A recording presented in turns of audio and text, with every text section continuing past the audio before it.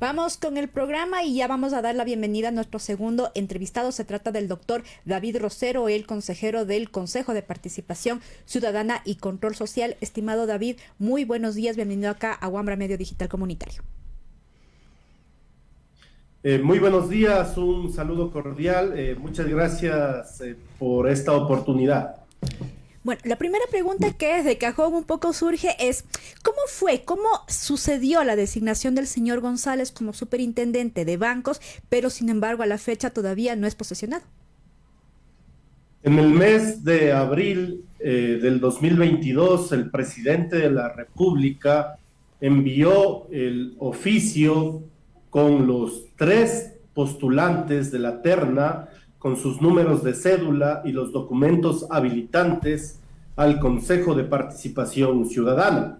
El Consejo de Participación, acorde al artículo 208 de la Constitución, tiene la facultad de designar de una terna enviada por el presidente de la República a todos los superintendentes, en este caso al superintendente de bancos. Se realizó un equipo técnico para la verificación de requisitos y una serie de elementos más. Se convocó a una veeduría ciudadana. Al final del día, la primera de la terna recibió 3 impugnaciones y la tercera de la terna no cumplía con los 10 años de experiencia profesional.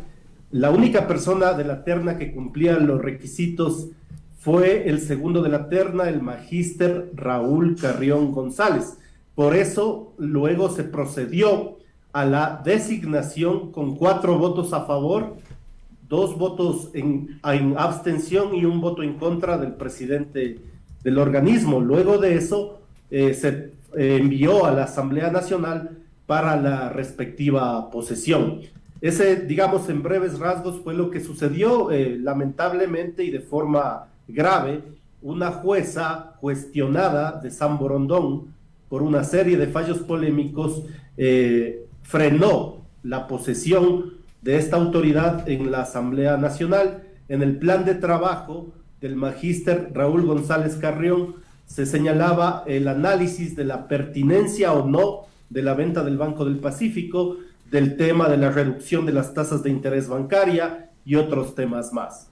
En ese sentido, hoy con este audio evidentemente se revela una metida de mano del gobierno en otra institución del Estado que es el Consejo de Participación Ciudadana. Y justamente, por su presencia en el Consejo de Participación Ciudadana, estimado David, que ya se había dado en un periodo anterior y ahora usted se encuentra en esta misma institución creada para buscar independencia para la designación de autoridades. La metida de mano al Consejo de Participación Ciudadana es de este gobierno. ¿Pasó con Moreno o no pasó con el señor Rafael Correa? ¿Cuánta autonomía en realidad tiene el Consejo de Participación Ciudadana para las acciones de designación de altas autoridades en el país? Bueno, nosotros provenimos mediante una elección popular. De hecho, en febrero va a darse una nueva elección para consejeros y consejeras conjuntamente con alcaldes y prefectos, pero siempre ha existido la tentación de los diferentes gobiernos de turno de cooptar la decisión de los consejeros y consejeras de participación ciudadana. Cuando tuve también la oportunidad de estar de 2010 a 2015 en el organismo, denunciamos el autoritarismo y la concentración de poder que se daba en aquellos años, pero las mismas prácticas con diferentes actores, con diferentes nombres, se dan el día de hoy. Yo diría de una forma más burda, totalmente torpe e ilegal, porque al escuchar a un consejero ad honorem, hoy sin honor diría yo, que está en nómina ya de la presidencia, amenazar, intimidar, generar 2 presuntos delitos a mi criterio, tráfico de influencias e intimidación, 285 y 154 del Código Orgánico Integral Penal, que la Fiscalía debe investigar. Se genera toda una distorsión en cuanto a la designación de autoridades. Mire que el propio presidente en campaña ofrecía eliminar el Consejo de Participación, decía él, Luego también decía que iba a hacer una consulta para eliminar el Consejo de la Judicatura o cambiar la justicia. Al final le resultó más fácil tomarse las instituciones, cooptar las decisiones, como pasó el 9 de febrero, cuando un gran contingente policial ingresó a las instalaciones del Consejo de Participación, se cambió de presidente, y en esa ocasión esta famosa jueza cuestionada, Larisa Ibarra, fue el que le puso en el cargo al señor Ulloa, ex candidato asambleísta de Creo en Guayas, del presidente Lazo, y ahora un activo obediente de lo que se diga en Carondelet. Ahora, señor Rosero, además de la nominación del superintendente de bancos, el Consejo de Participación tenía pendiente otras nominaciones de las autoridades de control. ¿Está avanzando estas designaciones? Bueno, hasta el día de hoy, hasta el mes de julio, el presidente de la República debía enviar la terna para designar al nuevo Procurador General del Estado. La situación es que no, hasta el día de hoy, ya estamos en agosto, no la ha enviado. Esto es una irregularidad más porque el señor Salvador cumplía funciones hasta el mes de julio de este año 2022 y debe nombrarse una nueva autoridad. También está pendiente la designación del Contralor General del Estado, los vocales del CNE, el Defensor Público, entre otras autoridades. Y en ese sentido, mucho me temo que la sombra de Carondelet, a través del presidente de la institución, es el que dirige estos procesos, no de forma transparente, no en igualdad de condiciones, a través de una serie de normativas, a través de una serie de decisiones que afectan la institucionalidad del Estado. Por eso hemos denunciado este tema. Exijo al presidente Lazo la renuncia inmediata del señor Aparicio Caicedo y también a la Fiscalía que inicie un proceso de investigación, lo mismo a la Asamblea Nacional, que tiene la facultad del control legislativo sobre todas las autoridades del Estado. Sobre justo este pedido de renuncia al actual, ahora ya en funciones, asesor Aparicio Caicedo, con estas figuras ad honorem y un tanto en el gobierno, pero ustedes tenían conocimiento en el pleno del Consejo de este tipo de injerencias, de acciones. Escuchábamos justamente la conversación en el audio filtrado sobre posibles suspensiones de las sesiones, cambios de orden del día, pero no se dan las denuncias sino hasta luego de que esto se hace público. Digo, hay procedimientos también para denunciar la injerencia de funcionarios públicos o cercanos a Carondelet, pero de una u otra forma ustedes más bien lo están legitimando. ¿Qué pasa con este conocimiento de la injerencia del Ejecutivo hacia esta función del Estado? Bueno, el 9 de febrero nosotros denunciamos al país la injerencia del gobierno a través de la Policía Nacional, que se tomó las instalaciones para cambiar la dirección del Consejo de Participación Ciudadana. Desde ahí, desde ese momento, Carondelet ingresó directamente a dirigir los destinos de la institución. Esto fue denunciado en varios momentos por varios consejeros, y en ese sentido, desde ese momento se ha venido generando toda una acción de intromisión en las decisiones.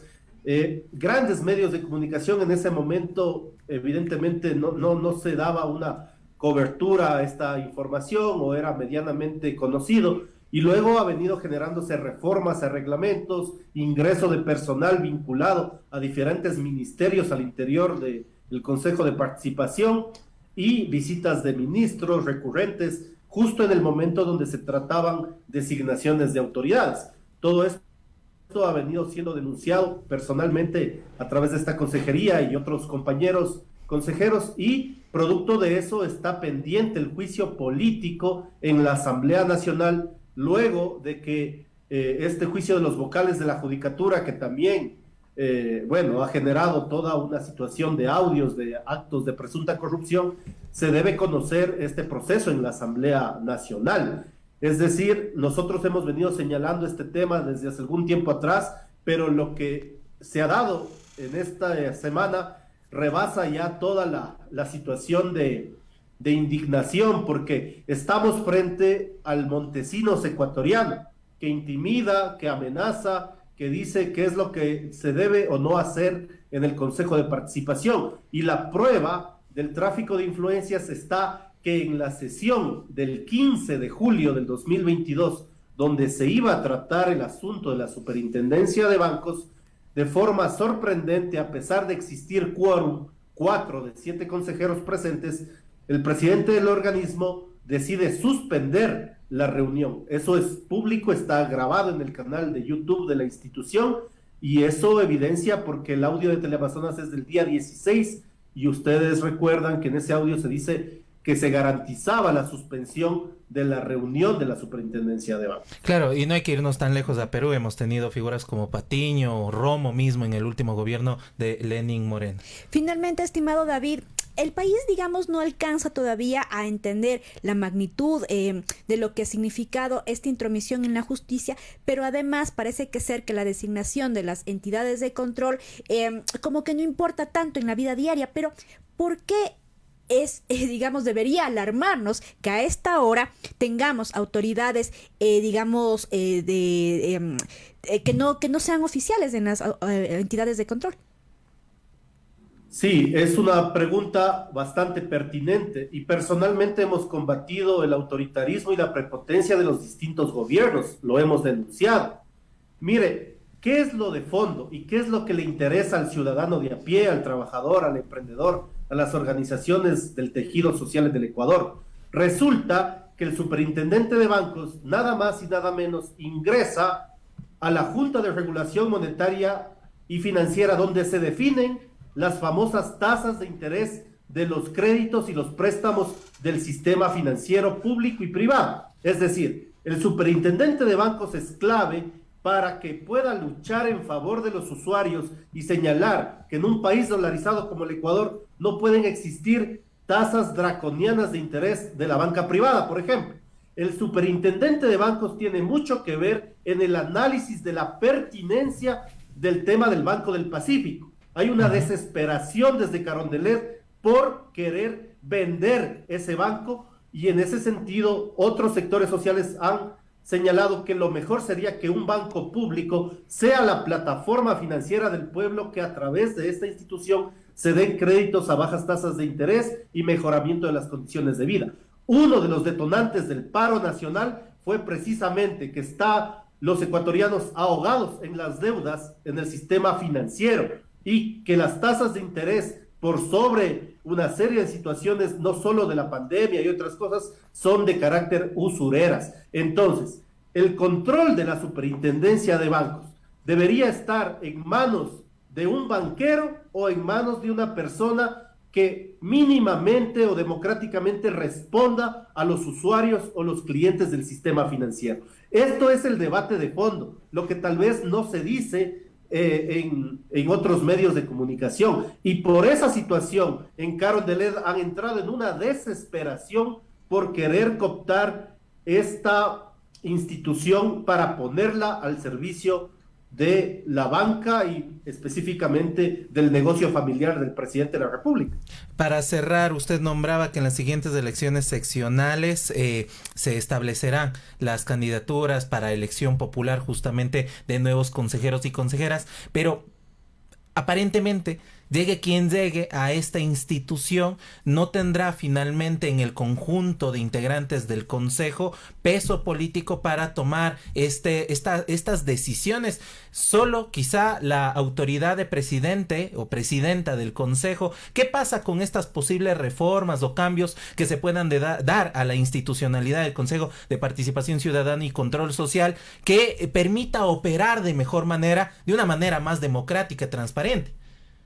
Bueno, la mayoría de 7 consejeros son 4, y si 4 al menos o más consejeros democráticamente elegidos en las urnas responden a los intereses institucionales, entienden que la participación es el derecho de los ecuatorianos a ser parte de la toma de decisiones sobre todos los asuntos de interés público, si esos consejeros entienden que lo más importante de la participación es la organización y la movilización social para lograr cambios en el Ecuador mediante una participación activa y toma de decisiones desde los ciudadanos, efectivamente las cosas pueden cambiar. Pero si hay un consejo sometido a cualquier gobierno de turno, efectivamente ese ha sido uno de los talones de Aquiles. Por eso nosotros hemos resistido, hemos luchado estos años señalando estos temas, cómo fortalecer la organización social, cómo mejorar las veedurías, los observatorios, pero sobre todo la designación de autoridades que respondan a los altos intereses de la patria y no al gobierno de turno. David, muchísimas gracias por esta entrevista. Estaremos pendientes de lo que siga sucediendo al interior del Consejo de Participación Ciudadana y por ende también de las autoridades de control. Muchísimas gracias. Muy amables.